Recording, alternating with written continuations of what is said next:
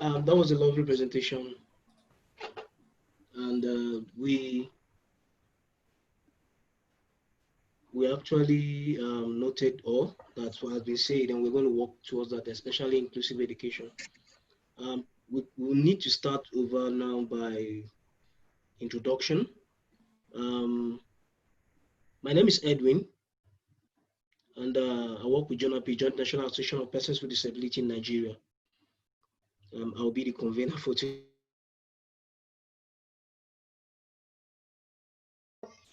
My name is Maunyo. Thank you for the opportunity. Hello? Are you done? Okay. Go ahead, please. Okay, so Maunyo Yakodagba, President, Ghana Federation of Disability Organizations, and also the Treasurer for the Commonwealth Disabled Forum. Thank you. I'm your rapporteur for this meeting. Beautiful. Yeah. We're going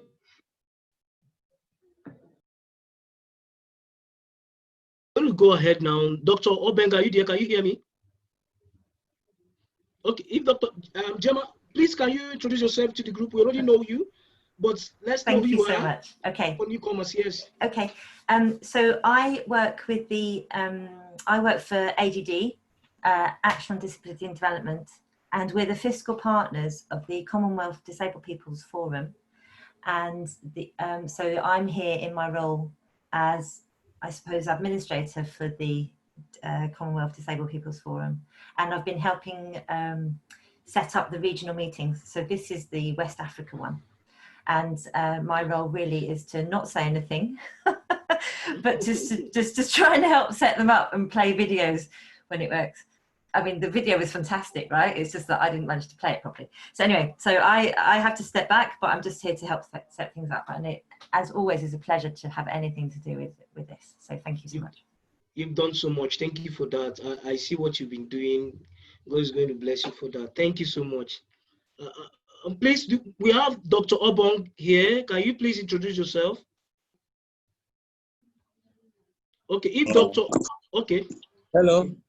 Yes, I'm Dr. Peter Obenga Samoa, and I'm the Executive Director of the Ghana Blind Union.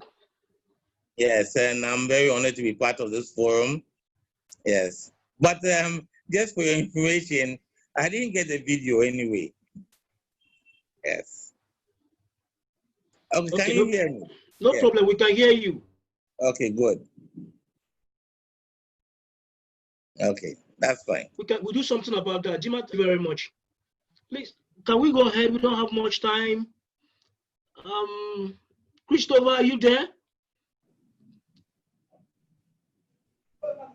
Yes, I'm here. My name is Christopher Agbega, and I am the COVID-19 Response Project Coordinator for the Ghana Federation of Disability Organizations. Thank you. Okay. Thank you very much.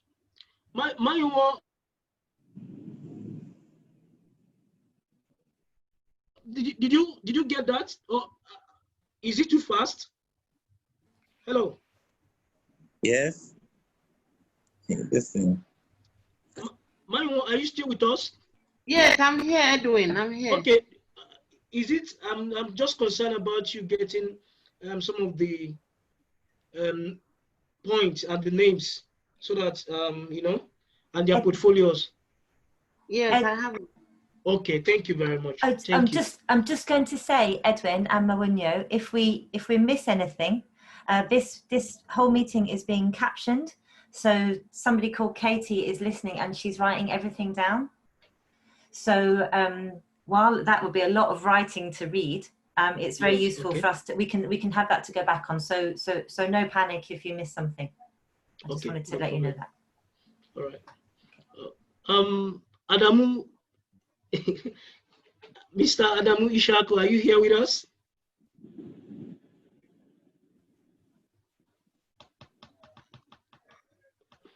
Hello, Mr. Adamu Ishaku. Okay. Elias Apreko, please can you introduce yourself? Are you here with us? Yes, hello. I can hear you loud and clearly. Thank you very much. My name is Elias Apreko. and I'm the Executive Director of the Ghana Stammering Association. Okay. And I'm very happy to be part of this meeting. You're welcome. Yeah, Mr. Adamu is here. Hello, good afternoon. Mr. Adamu Ishaku. Yes, I'm here. Good afternoon. Good afternoon. You're welcome, sir. Yes, my name is Ishiaku. My name is Ishiaku Adamu. I'm the National President of the Nigeria Association of the Blind. I welcome everybody to the meeting. Thank you for having me. You're welcome, sir. Yeah. Thank you.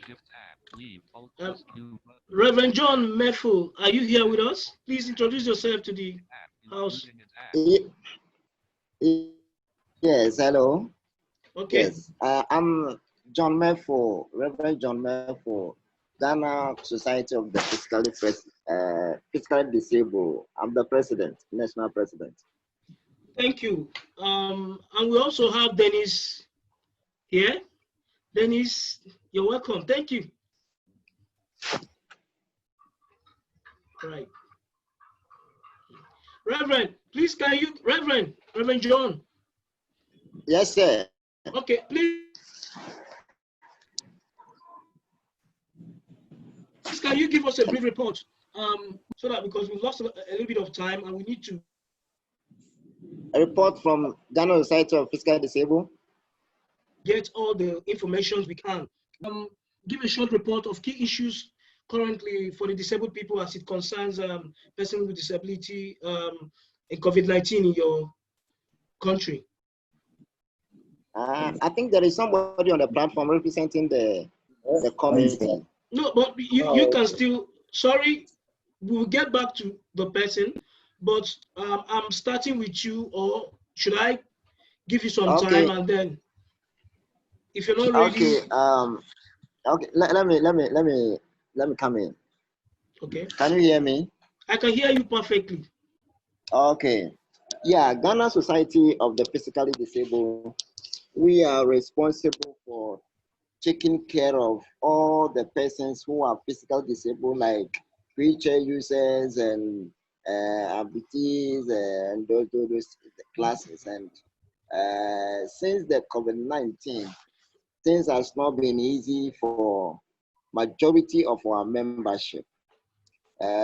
First one has to do with movement. Okay. As we all know, social distancing is paramount in reducing the spread of the COVID-19. And okay. You know, our people, we are mostly assisted by other people. So for us to adhere to the social distancing protocol in relation to COVID-19 is a little difficult. That means that some of our members who are able to move only when they are assisted by other people cannot go out and have to remain. That is one challenge. And another challenge is also that some of our people who are self-employed has been hit by this COVID-19, the impact of it, and a lot of them has been rendered unemployed, and feeding themselves and their family is now a little bit of difficulty. We also have a little challenge in relation to supply of food for our members. We don't, majority of them now cannot fend for themselves, and it's a little bit of difficulty in relation to that. Just that the government has introduced some loans for some businesses, self-owned businesses, to be revamped, but it has not yet come in, and I don't see that one able to, take care of the burden as a whole. We are trying to, in collaboration with GFD, that's Ghana Federation of Disability Organizations, trying to, lobby through the government for government to consider our members who own their own businesses and have applied for the facility. So far, that's what I can say about our level. Thank you.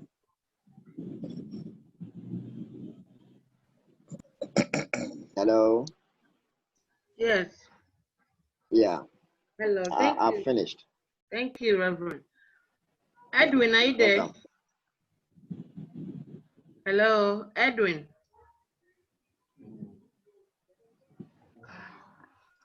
Yeah, I think Edwin is off. Wow. It is yours. I think Edwin is off. He's convening this meeting, so I think This he will has become, internet challenges. I don't know. I don't yeah, see I'm him. sure. He's Wow. Mawunyo, he's still showing as being on there. Oh, hang on. No, he's dropped off. I think you might need to carry on if everybody's introduced themselves. You might need to take over. Mawunyo, because the meeting's been captioned, Yeah.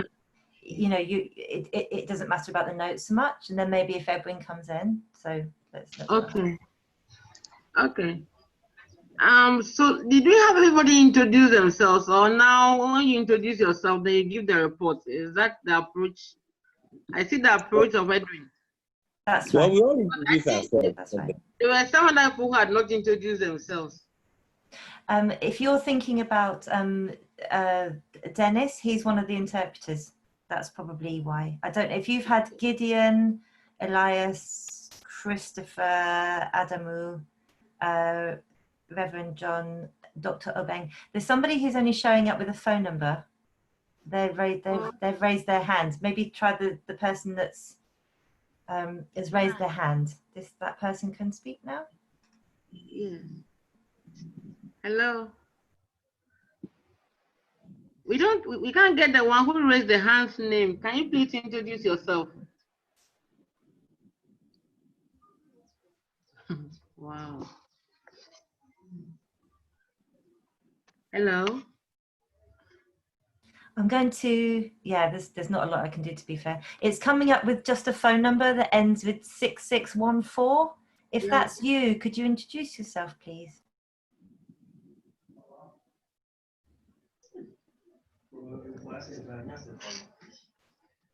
Oh, okay. Then Dr. Obeng. Yes, Mariam. Yeah, if you please you can come up with the situation of Ghana Blind. Yeah. Okay. Ghana Blind Union, as our name suggests, our emphasis on those who are blind and partially sighted. Now, with the COVID situation, our challenges are mainly, with some of the safety protocols.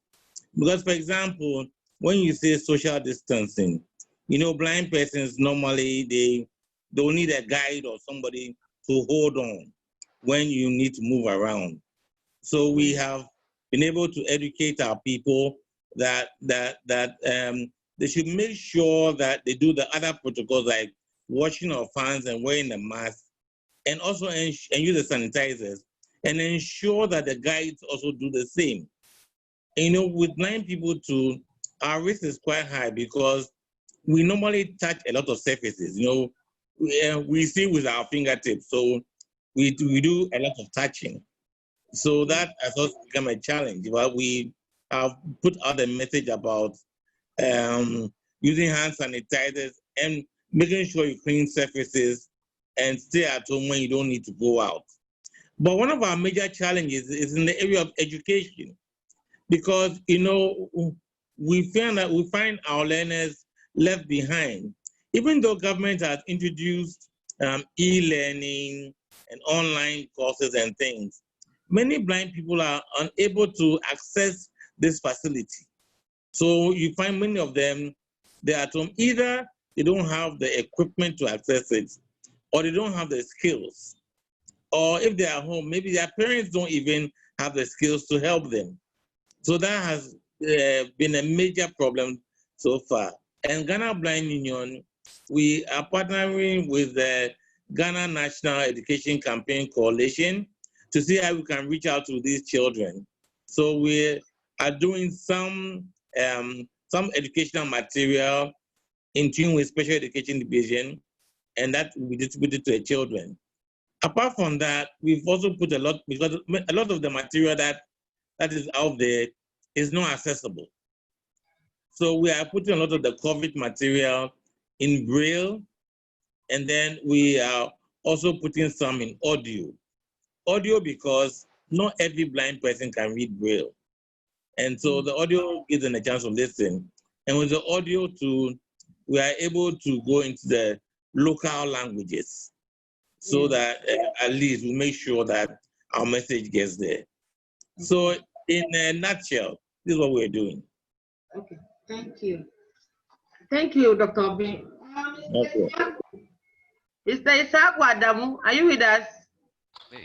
Yes, I'm here, ma.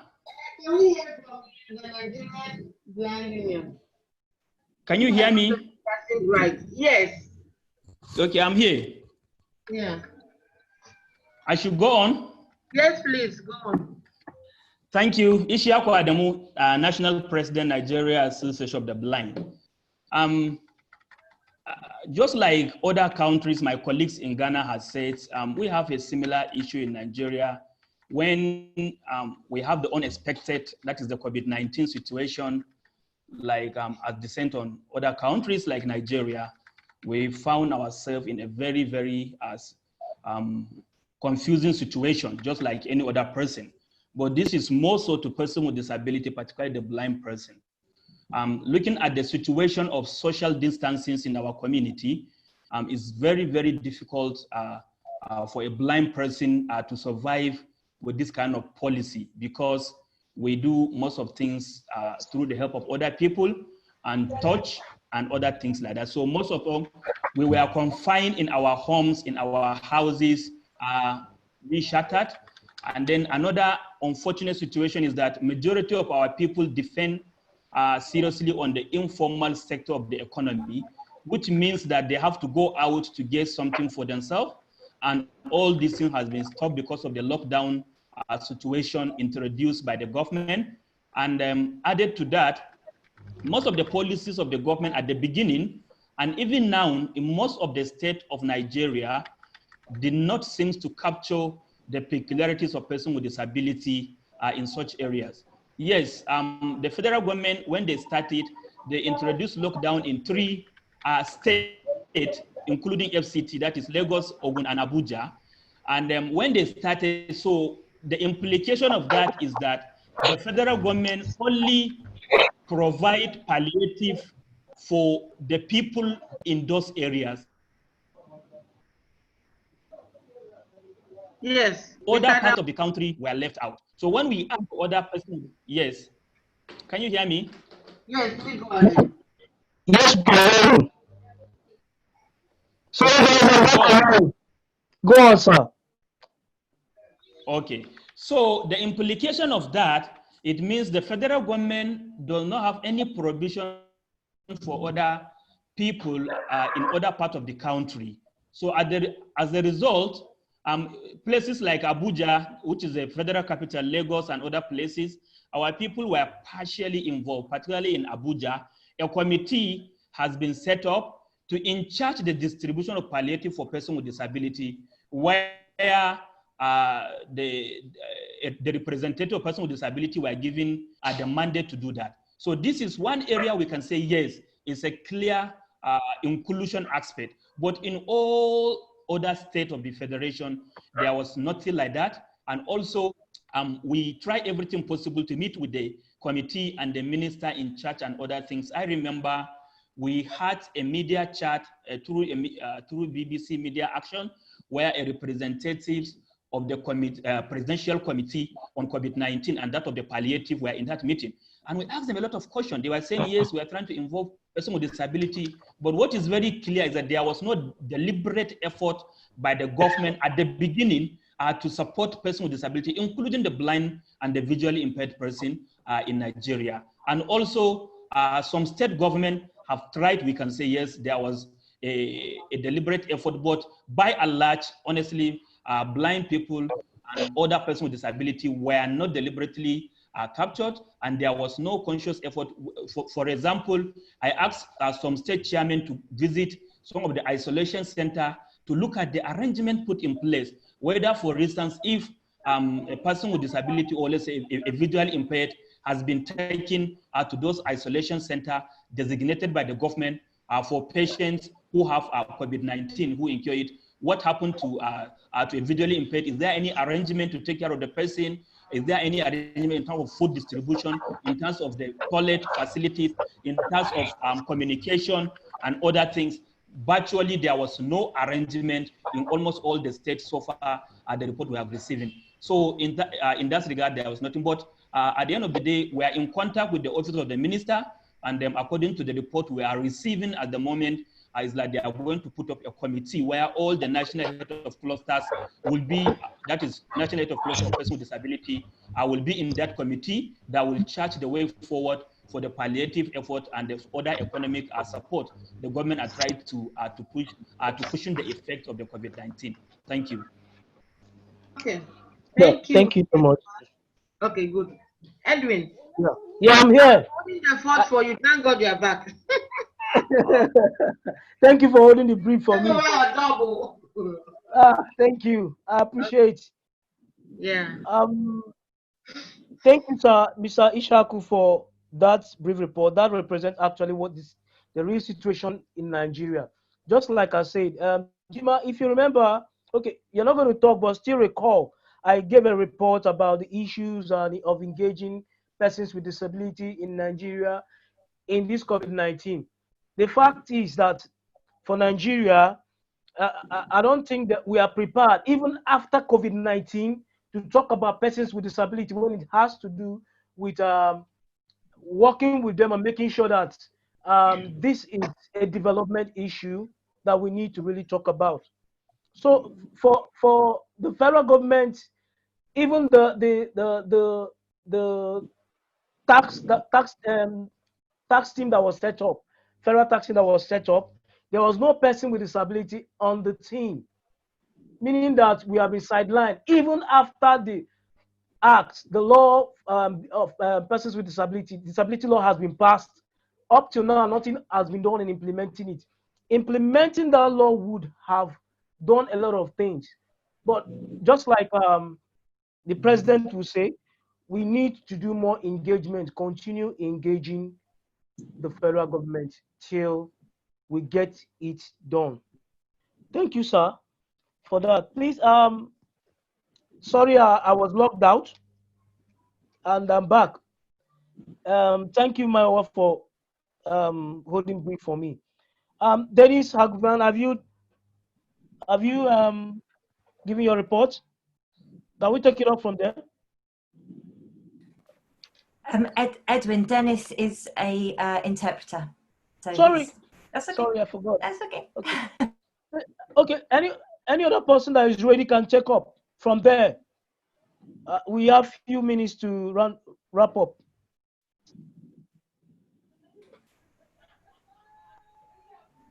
We're not nearly. You have plenty of time. It's okay. Okay.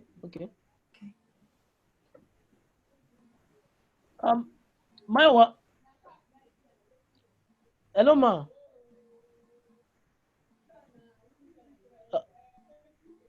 Okay.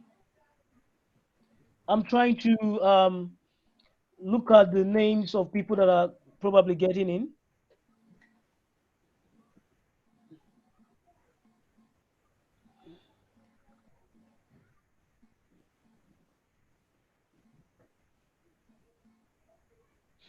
Okay, anyone, for those of us that are still here, that you've not presented, we want you to give a brief report of the current situation in your country now. Okay, hello. Yeah, I can hear you.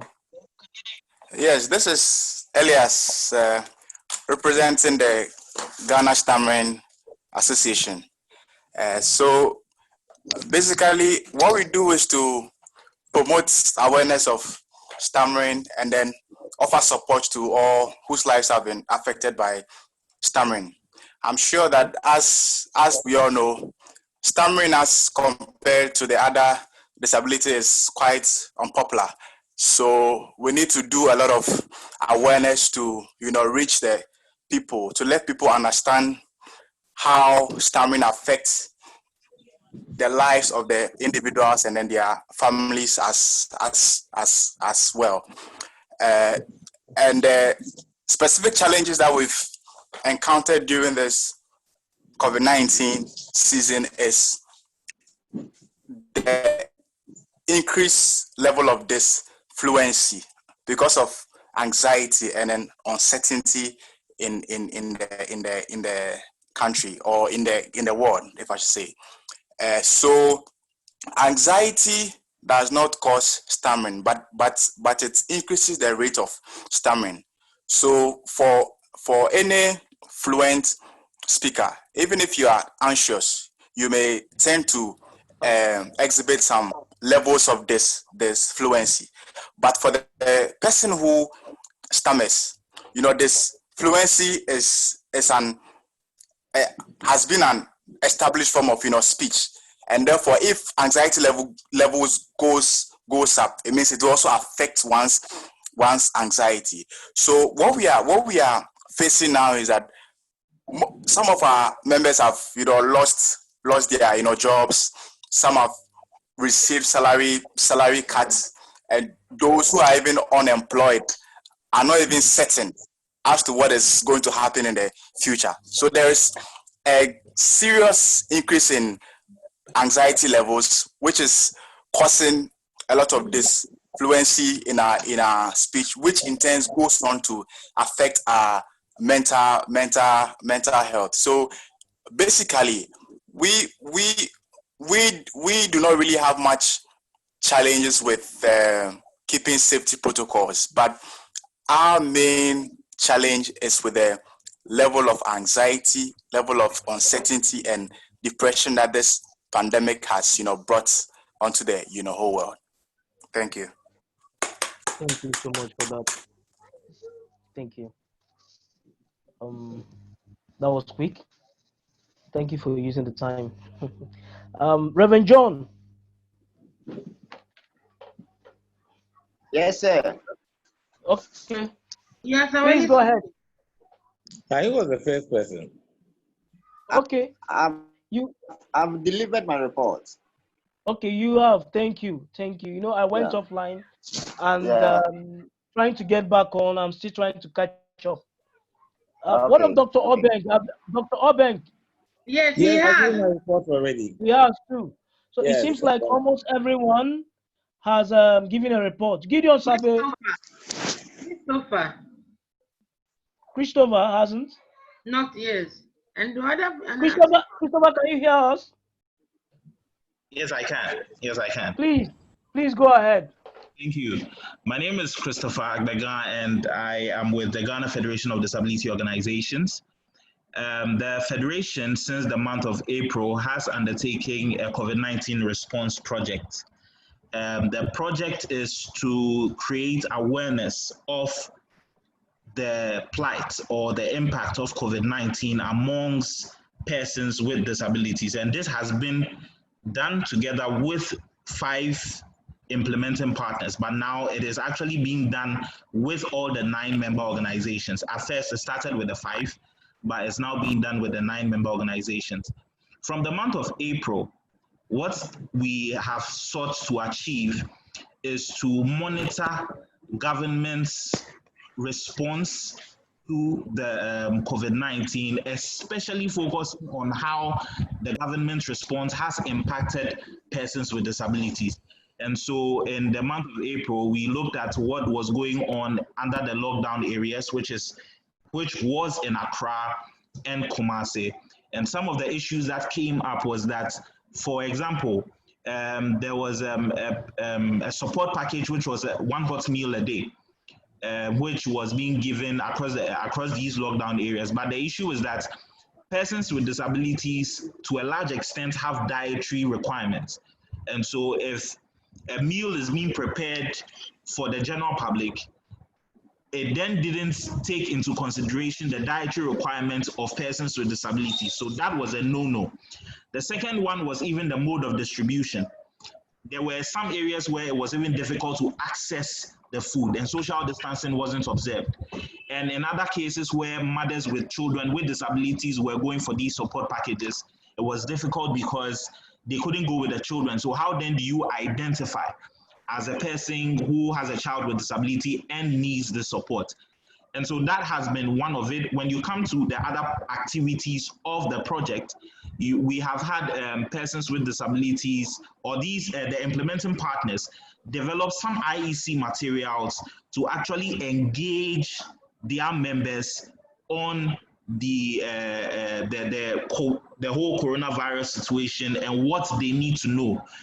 And also they've also developed some documentaries to actually educate their members and also the general public on the current situation of persons with disabilities under this whole COVID-19 era.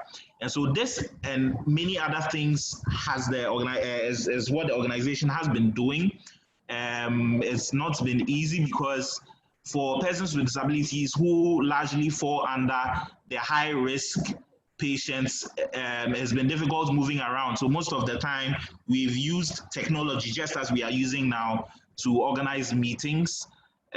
Communication has been done via email, WhatsApp, and it has proven to be very, very effective. We've had some stakeholder engagements, which is we've had an engagement with the promotions units of the Ghana Health Service, because for the materials that were developed, you needed ethical clearances to make sure that you didn't pass on information which was wrong or which wasn't accurate.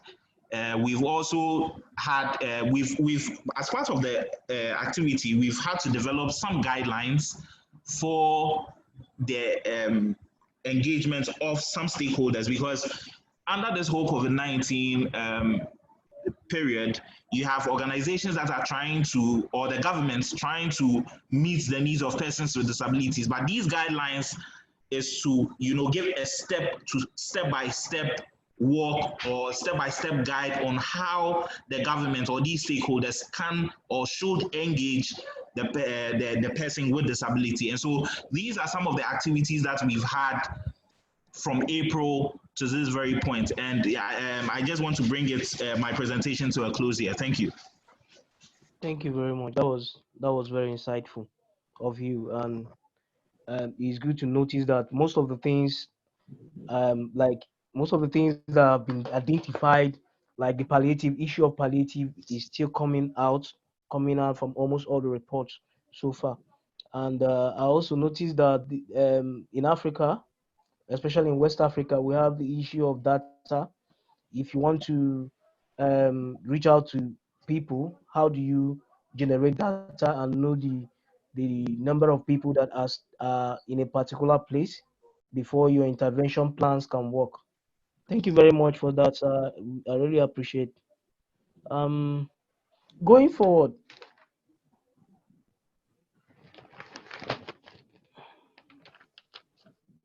forward, I think everybody has given a brief report of what is happening in their country at the moment.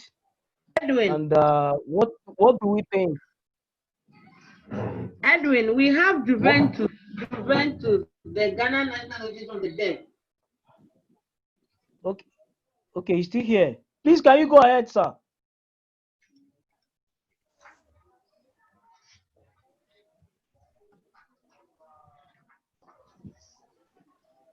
He's accessing it by the sign language. I will ask. Yeah, he also has to give his report. Okay, cool. Yes, he has to.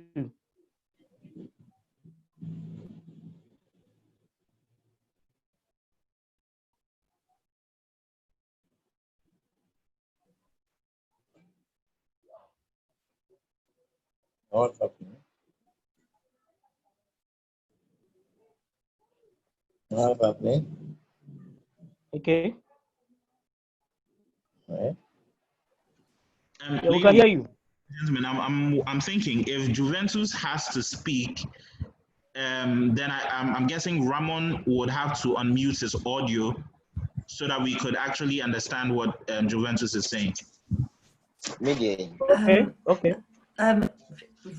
Ramon doesn't. Ramon may have a hearing person with him. Problem with that. No, Ramon, if you can't do that. Hold on, just hold on a minute.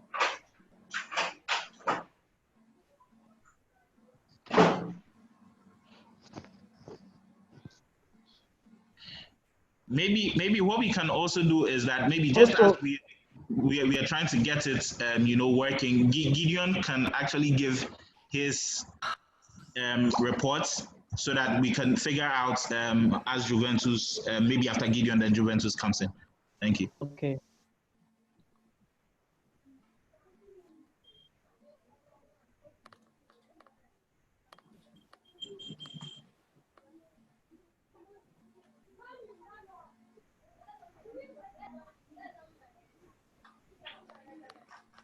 Okay, Gideon.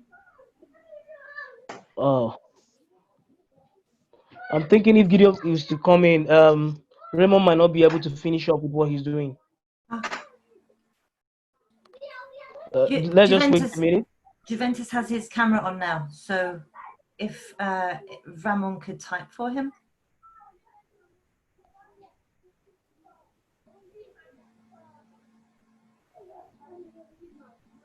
He's saying yes, please go ahead. Okay.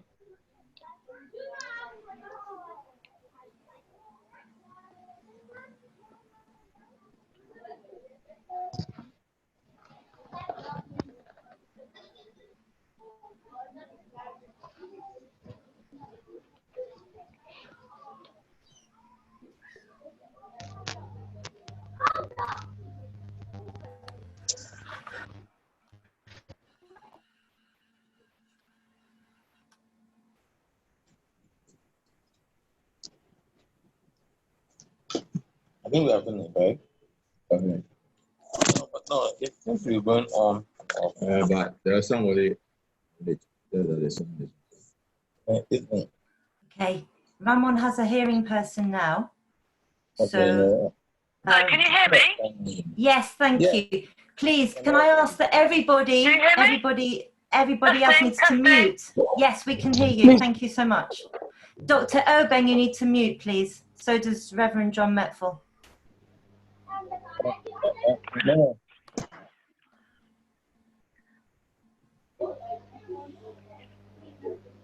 Okay, you can go ahead.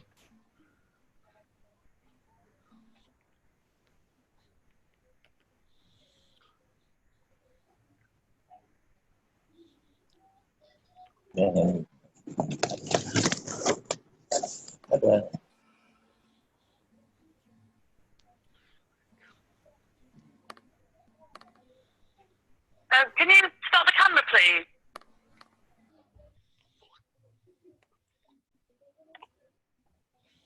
Juventus, can you start the camera, please? Ramon, could you sign for Juventus to start his camera, please? I can't see Juventus. Is Juventus there? Can you start your camera?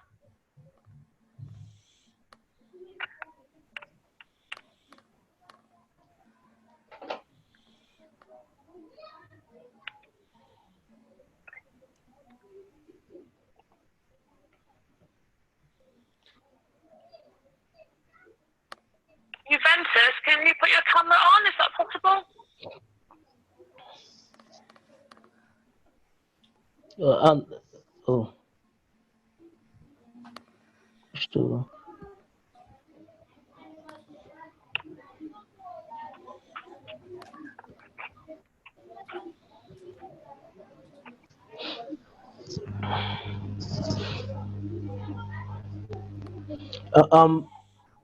We can still take a brief report if the gadgets are not working.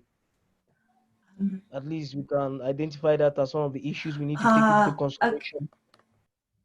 Okay. Let me just tell everybody Hold on, please. Can I? Yes, he's saying it's impossible to sign. He doesn't have his interpreter there. So he was accessing the sign language, but he's now saying it's impossible for him to sign because his interpreter. Oh, never mind. Okay, so thank you.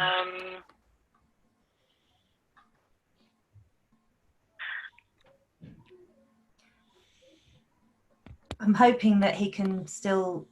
I'm hoping, Juventus, that you can still see the signing that's going on at the moment, and we need to look at this as a as a help for next time.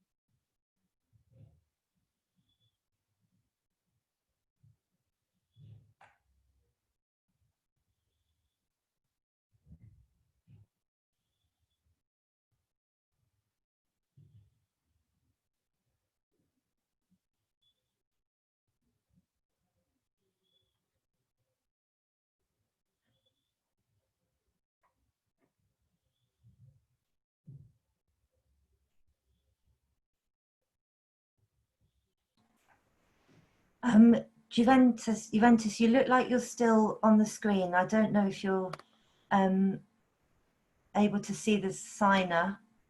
Could you send me a message on the chat so we know what to do next? Obviously, we want to make sure that you're able to access as far as we can. We can take a written report, or the signers have a hearing person. If you're able to turn your video on and sign to Ramon, he can see what you're. Juventus, if you're able to have a video on, you could sign over your video, because the interpreter can interpret what you're saying, and the hearing person can speak for you.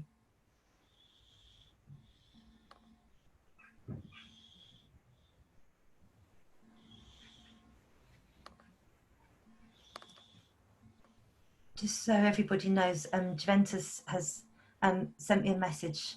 Is, I think, possibly typing a message at the moment. If you can just bear with us for a minute, it would be really good to have his report if we can make this work.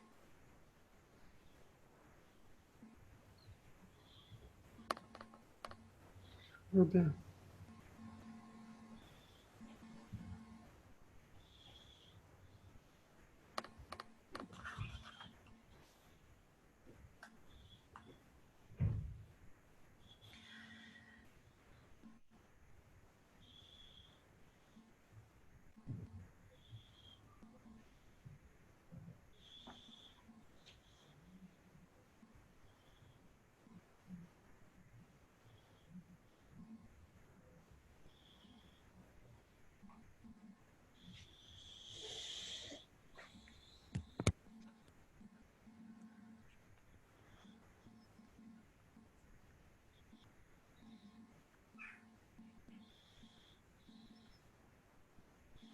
Hello?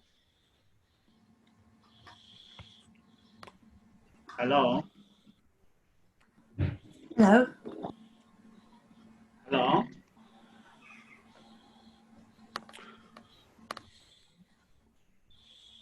Hello. Yeah, I'm Juventus. My name is Juventus Dorina. Brilliant. Can you put your video on, please, Juventus?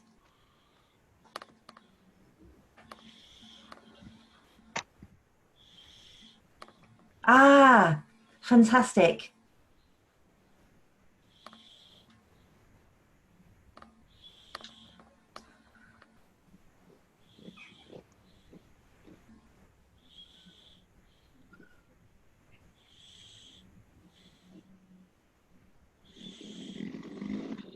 All right, so I have a sign language interpreter. Okay. Once again, my name is Juventus Durina. Please, can you hear me through my interpreter?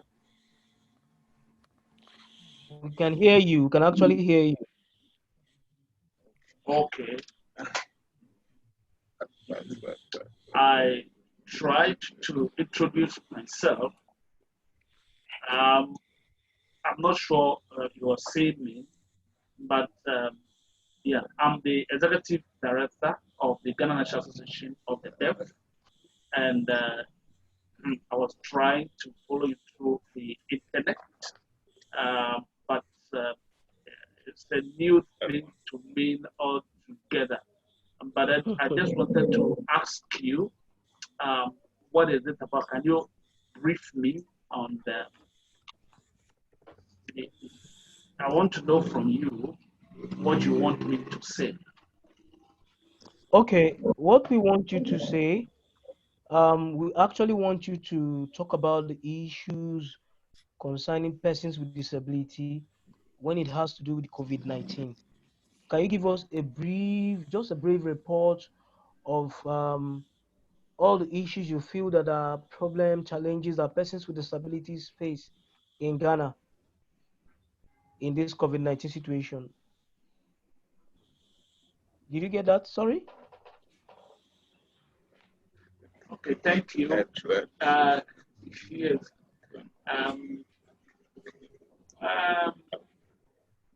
I'll touch on specific issues on persons with disabilities, and meanwhile, we focus on my disability. And thank you for making part of the meeting. During the pandemic, we tried as much as we can to disseminate the information to our members, so that they can stay safe. Indeed, it's a major challenge when the pandemic started, and usually our members mix up of information on the coronavirus.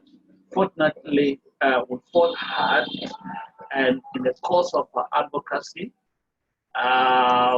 we had a meeting with the Ministry of Information, and they started providing the interpretation service on the meeting. Usually, government come out with presentations, and anytime he does that, we get that information on interpretation services.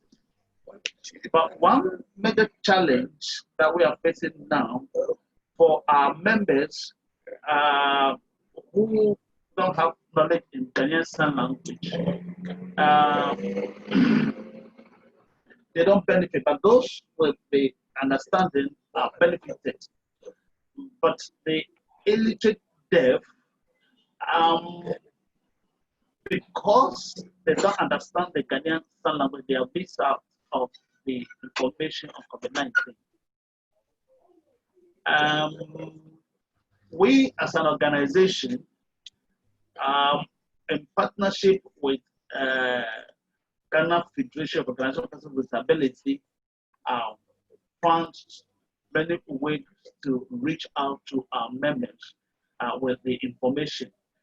GNED, we came out with a production, some video, other productions to share information with our members.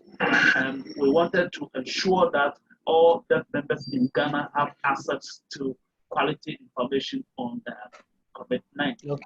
Okay.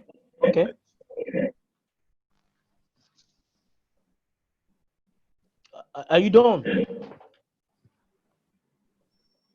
No, I've not finished, but since you said okay, yeah. Can you please make it a very brief? Even though we want to get all the facts. Yes, thank you.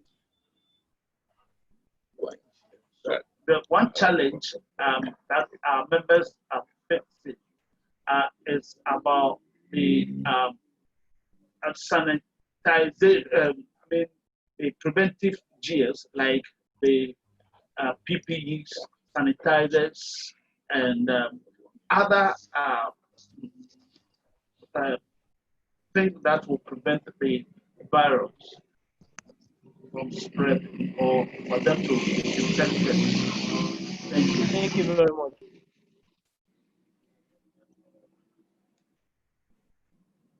Okay, seems like we're done here. Thank you.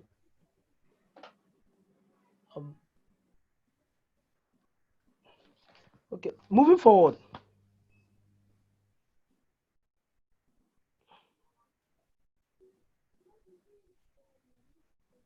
Yeah. Okay. Gideon.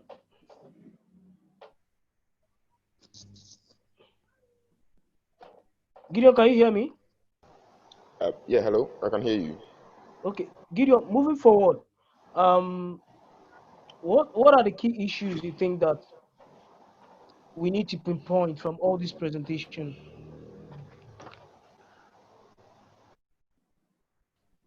What key issues do you think that personally to you, you feel that this is something that we need to take home today? Please, could you come again? Okay, I'm asking, what are the key issues after all the presentations today, do you think? Because every one of us is going to like identify we are identifying key issues that at the end of the day, we're going to make up a report about this. What 1 or 2 or 3 key issues do you think have been identified in the presentations that were made today? Oh, okay. Thank you once again. First off, I It's will start personal with, to you. yes, to me, yes. First off, I'll start with, since we are talking about persons with disabilities here, in the issue of social distancing, where it comes to Dr. Obin saying with persons with disability, persons with visual impairment, they can't observe social distancing, but they can equally observe the other protocols by hand washing, sanitizing, and whatnot. I think on that issue, yes, that I can take up on, and other aspects of inclusive education, and on the side of Christopher also saying, Okay. the hot meal packages and whatnot given to persons with disabilities and the likes, yes. All right. Mr. Adamu Ishaku. Hello, Mr. Adamu Ishaku. Are you with us? Yes, I'm here with you. Thank you, sir. Please, sir, we would like you to give us key issues you think that we are taking home today. Key issues. Personal to you. Okay. Yes, I think from the presentation I listened,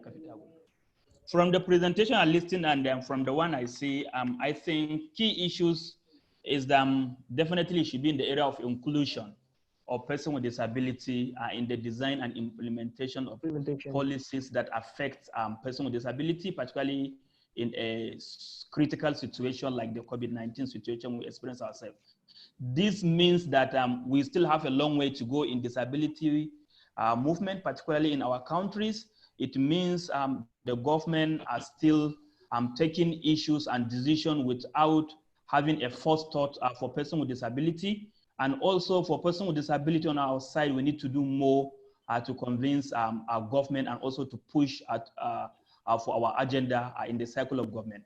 And also another key issues that I think we should look at now is the issue of what will happen in the post-19. A lot of countries are facing a lot of economic challenges, and government are bringing policy that will cushion the effects or the impact of the of the COVID on the economy, particularly on the employment sector, education, health, and other issues. So what will happen to person with disability in those areas? So this is issues that organization of person with disability we need to look at, and also to push for our agenda around that policies so that government will take our disability issue into consideration. Thank you. Yeah, thank you for that, sir. I thought you were going to talk about implementation of the disability law. That was where my mind was going. Implementation of disability law is very important. But I was thinking that we are talking about the COVID. But if there are other issues, implementation of for us in Nigeria, we are really working hard to see that the implementation of the law, because it's also key. Let's say that the bill has been implemented, we have a commission in place, maybe those issues of COVID would have been taken care of, but we don't have the commission yet, so the bill has not been implemented, has been signed into law, but not yet implemented. So it's a serious issue, but I was thinking that we are talking about the COVID issue, but implementation of the bill is very important to all organizations of persons with disability and other development partners in Nigeria, and we're working hard, and it's another key issue I think is very important for our own movement here in Nigeria. Thank you. Okay, thank you very much. Please, can we take a break, a little break, just 1 minute? We'll get back to you. 1 minute break. No, sorry, Edwin. Not 1 minute. At least 5 minutes, please. 5 minutes, okay. Yeah, 5 minutes for the captioner to stretch her fingers and take a breath and things. Okay. What we'll do is when she's ready to come back, she'll signify to us, and then we can restart. So okay, please don't go away. Don't go away. We need you to stay on the line. Yeah. Please stay online. Stay on the line, please. Thank you so much. Thank you.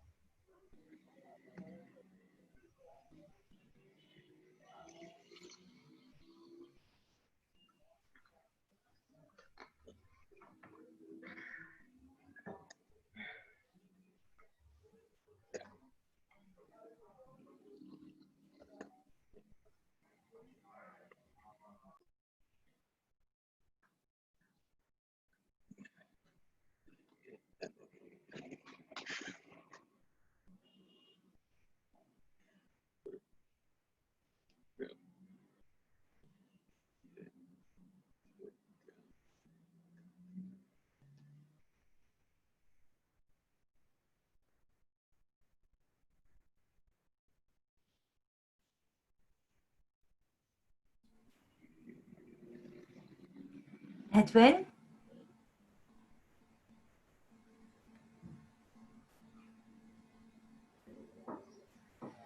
Hello? Edwin, is Edwin there? Yeah, I'm here. I'm here. Hey, Edwin, Katie's back now, the captioner. Okay. Okay. Yeah. Thank you. German. Hello? Yes. I was asking whether did we get participants from Cameroon and Sierra Leone? We invited them, but I didn't hear anything. They couldn't join. Okay. Well, I didn't So hear it's anything. basically like a meeting between Ghana and Nigeria. I know, which is good, right? That's good. That's a good thing. Yeah, there was no word from Sierra Leone or Cameroon. So, Okay. Yeah. okay. Thank you. No problem. But at the end of the day, we'll still send a report to them so that they can see what we talked about and see how the meeting went. I think it's going to be a good one if we do that. That's great. Okay, you got just over half an hour, Edwin. Okay. Thank you. We're done. We just finished with Gideon, Mr. Ishaku. Apreko, are you there? Elias? Mr. Elias? Yes, hello? Yeah. Yeah, I'm here. Okay. In just 3 minutes, can you just please talk about the priority key issues that you feel that you've been able to identify from today's meeting? Okay. Did you say 30 minutes? No, just 3 minutes. Please, I know you want to talk more than 30 minutes. Oh, no. I have 30 But minutes. So, I am sure we can organize a different Zoom meeting for me and you, and then we can talk about that. We can also, in the meeting, we can also bring in Ghana jollof rice and Nigerian jollof rice. Please go ahead. Go ahead. Okay, so actually, I'll be very, very brief. I think I'm listening to all of us. One thing stands out. I mean, it's all about inclusion of our, issues in the design of COVID-19 safety protocols. Yes. So I believe that some organizations are more affected in a way with, regards to observing, safety, protocols. Yes. And then I believe that these concerns are, very, very key. By and large, what we are all looking for is our safety. So I think that anything to do with protecting our health in this instance is, very, very key. And if I'll be biased a bit, I would also want to talk about issues that persons with disabilities are facing, aside from observing safety, protocols. The impact that COVID-19 has, had on the lives of persons with disabilities. So initially, I mentioned anxiety and depression. These are very serious issues that we shouldn't just, overlook. Yes, there are, safety protocols we have to adhere to here and there, but also let's also look at how it is affecting the livelihood of persons with disability. So it is not just about health, but also improving our, lives in general. So the issues with anxiety, issues with depression, I think that there are things that we should, really look at in giving support to persons who are most hit the most. Thank you. Thank you very much. I think you should. Can you do just a brief report on this and send across to Jima if it's possible? Okay. I mean, I'll be very glad to do that. Thank you very much. That was very brave. Okay. Dr. Obeng, are you there? Yeah. Hello, can you hear Doctor, me? please. I can Yes, hear you. We can hear you. okay, good. Okay, yeah, the Okay, sir. issues I'd like to focus on, I think for the discussion, I think there must be a lot more engagement when it comes to planning some of these policies, because it appears that one way or another, there seems to be a gap in provision of facilities for persons with disability. So I think we should look at that aspect. And then I also think that our governments must focus more on the mode of education that we are given as persons with disability. Because here we have COVID coming up. Now, a lot of the instruction is going online, is going e-learning. But do our people have the skills to take part? And if they don't, then they're being left out. And post-COVID, I think we're going to see a lot more e-learning and online facilities and things. And are people ready to take part in this?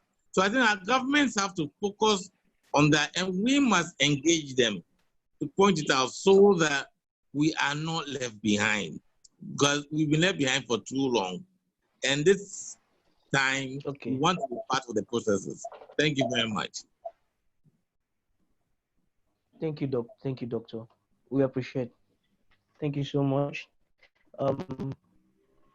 It seems like most of us have left the group, but we'll continue. Christopher, can you hear me? Yes, I can. Thank you very much. Please, in less than 3 minutes, can you please give us a rundown? Okay, so now one thing we need to all understand is that the COVID situation doesn't look like it's going anywhere anytime soon.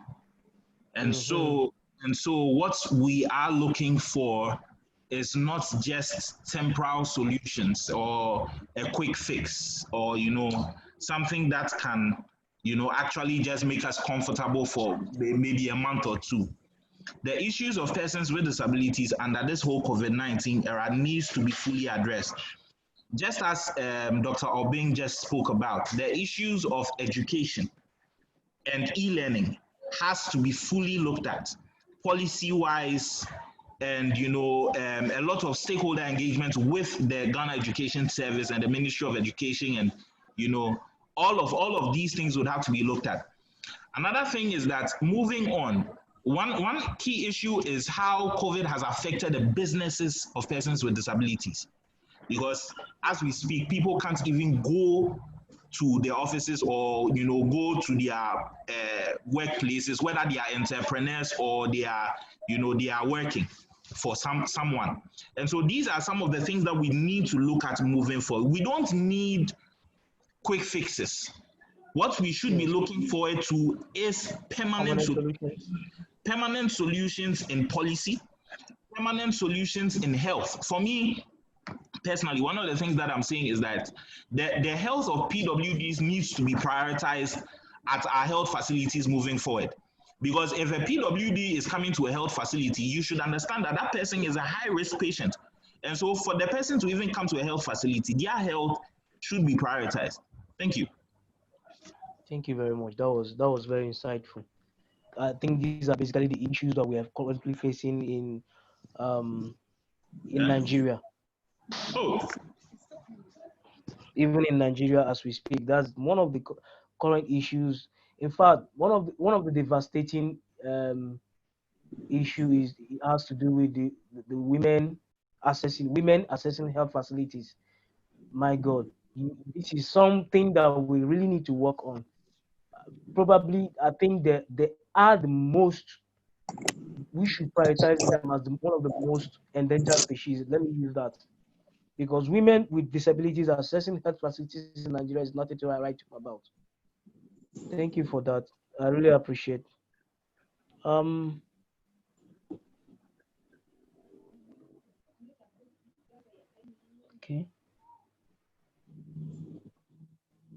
Sorry. Okay, I think we just need to move forward. A lot of, is there anyone? Please, can you speak up if you've not prioritized your issues? I think people Yeah, here my hand in is the up. good. Juventus, my hand Thank is you. up. Take it up.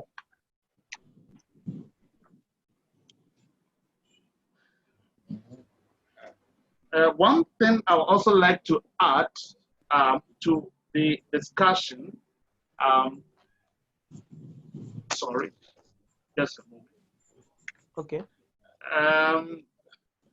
Is about the involvement of persons with disability, and we want the government to be more specific because when we want to involve persons with disability in designing of policies,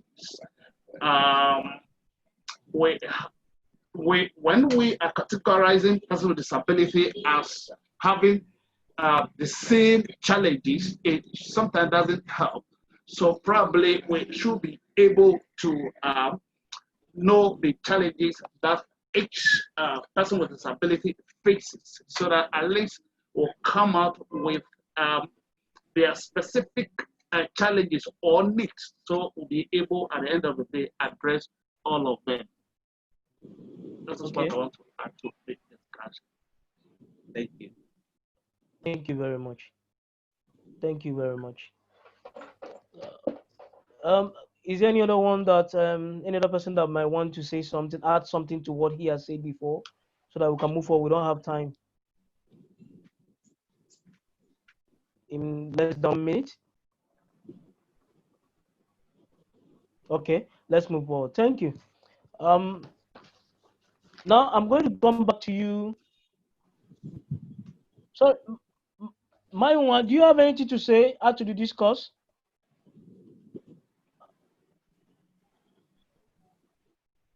Hello. Hello, Edwin. Do you have, yes, ma'am? Do you have anything to add to the discourse? No, nothing. Okay, no problem. No problem. Let's move ahead. Mm. Dr. Obeng, sir. Yes, yes. Yeah, I only had this. Okay. Okay, no problem. Dr. Obeng. Yes. Please, now we're moving forward. What do you think that DPOs need, in training? What are the trainings that you think that DPOs in Commonwealth they need, at least to address the issues, not just for COVID-19, to address all the challenges that are facing us, including on the side of education, like the inclusive education, engagement with government, engagement with other stakeholders, with the international community? What training do you think that we need to stand out? Well, I think, first of all, I think DPOs, we need to look at advocacy as a key, because with advocacy, we'll be able to reach up to our government and present our issues in ways that our government will now be compelled to address them. So I think advocacy is an area that we should look at. But then I also think that we should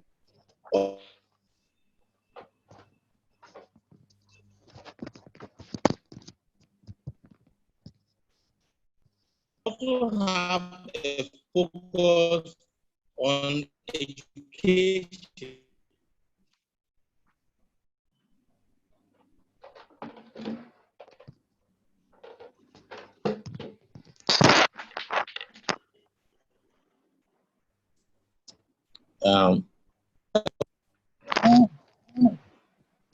Can you hear me? Oh. Hello? Okay. Yeah, we can hear you now. Go ahead. Okay. So I was talking about capacity. Your network is actually breaking. Can you hear me?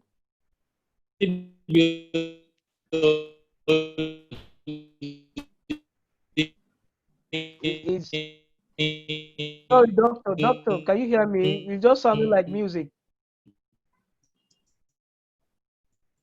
Hello, doctor. Okay, I think. Is it okay now? Yes, Hello? it's okay now. We can hear you now. We Okay. can. Yeah. Go ahead. Okay. So I was talking about advocacy. I was talking about Yes. capacity. I was talking about deep.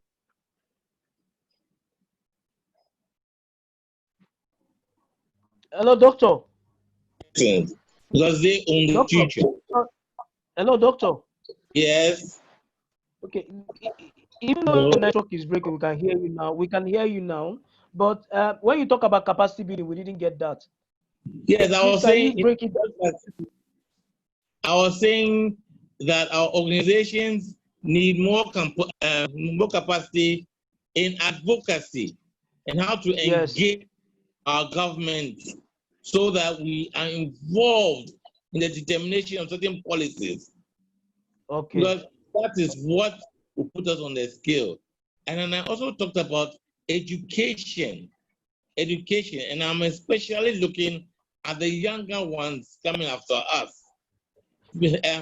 Because the world is moving towards an area where if we don't have requisite educational skills, like even this platform that we are on today, everybody needs a certain level of ICT so that we can participate. These are basic things that are going around the world and everybody's getting it.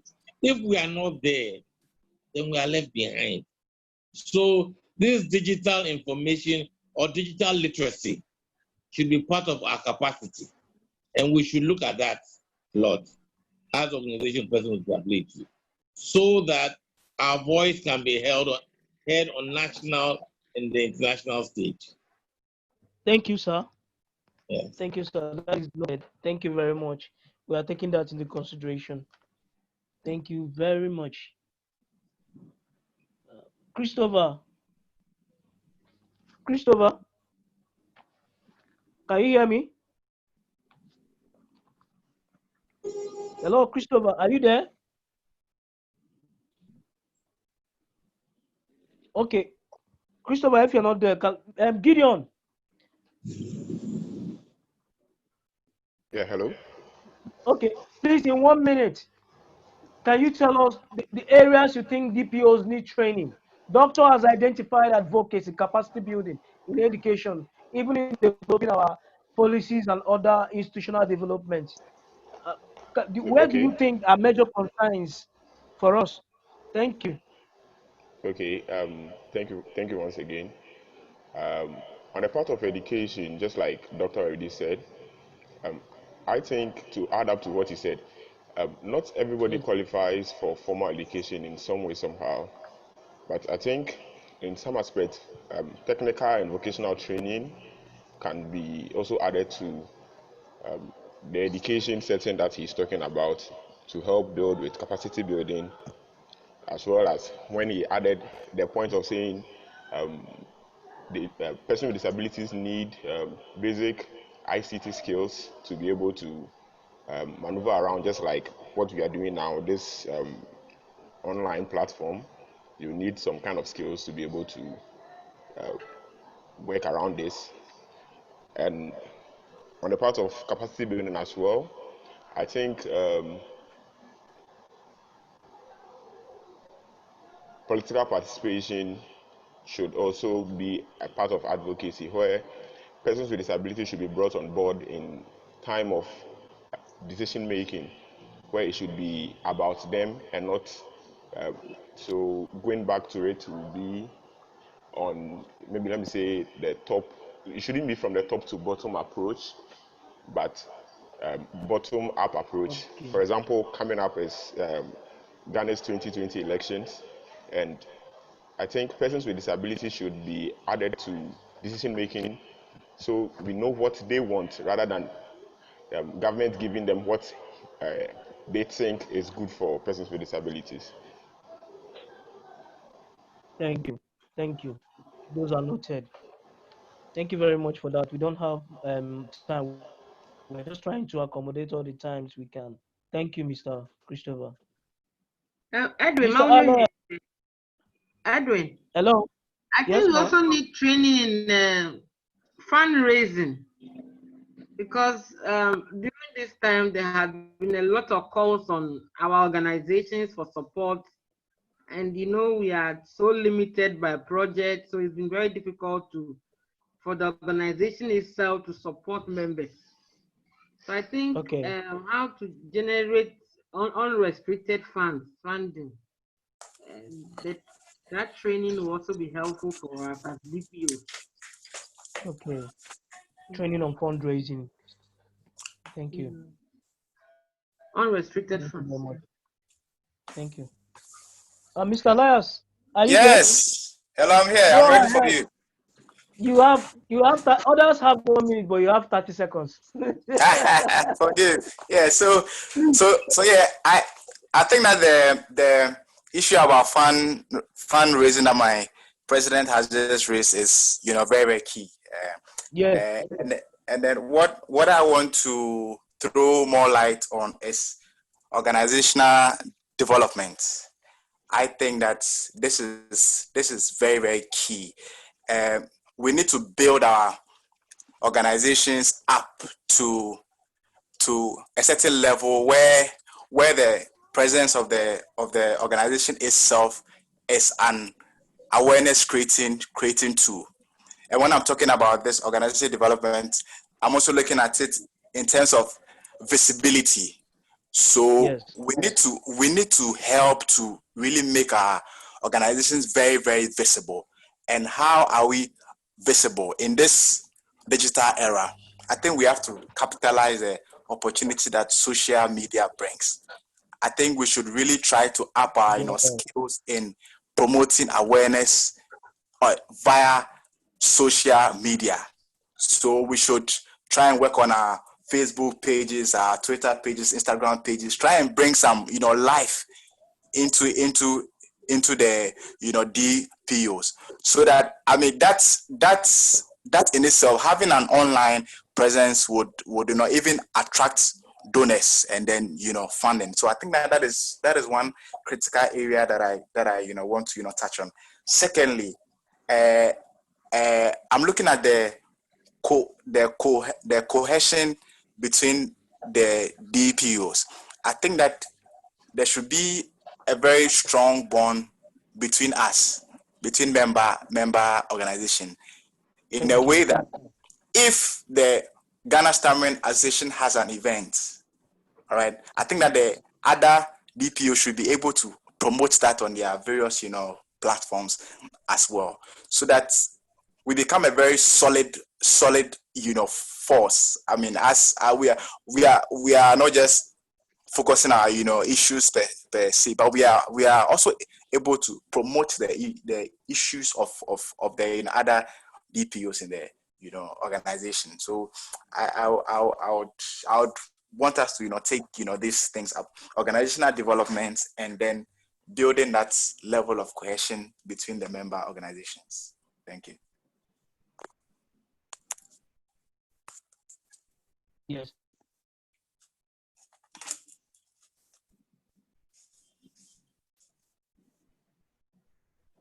Thank you very much for that.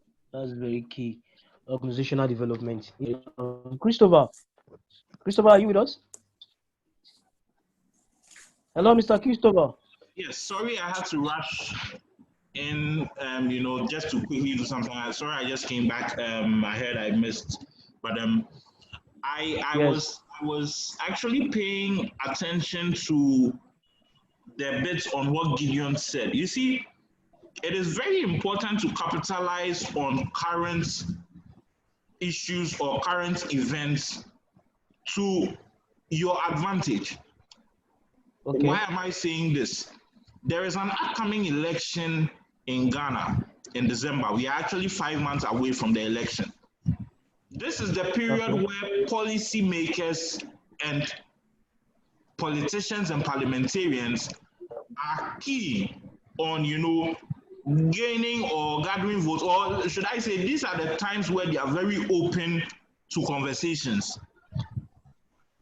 The thing is that what we can do in these times is to, engage policymakers moving forward. We need to engage them on the things that we want to see done. My boss, Dr. Obin, talked about, policies and advocacy. It is key. My president talked about fundraising. These are the people we need now to help us raise funds, or these are the times we need to engage them to help us raise funds. Not to make it look very political, but this is the time where you can really, really get the attention of policymakers. And so I'm just looking at it as what is currently happening. What can we use to make the best out of our situation? And I think that the elections that's coming up is a very good tool. Thank you. Thank you. I appreciate. I think Reverend Melville. Here. Okay, Reverend is Reverend here? He's not here. Oh, okay. He's not with us. He's not with us. I checked him up before. Okay. He's not here. All right. Institutional development. We keep talking about institutional development. I think we also need training on sustaining what we've been able to do, sustaining our work, sustaining our intervention, training on sustainability. Because most of the DPOs are just after funding and everything is just like that. Even though I know that definitely we need funding, we really need funding. But what my has said about advocacy, we need more of advocacy now. We need to develop, sharpen up more of our advocacy skills and identify more ways of engaging the government, like the social media. Gideon talked about that. I think it's Gideon.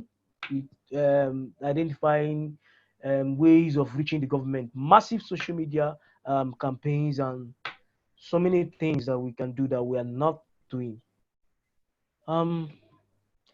Thank you very much. What other important? Let's look at other important regional issues that maybe you've not been able to mention here. That we are just wrapping up. We are wrapping up in other regional issues that has to do with that concerns person with disability that you feel that you can talk about. Anyone can just talk. Anyone.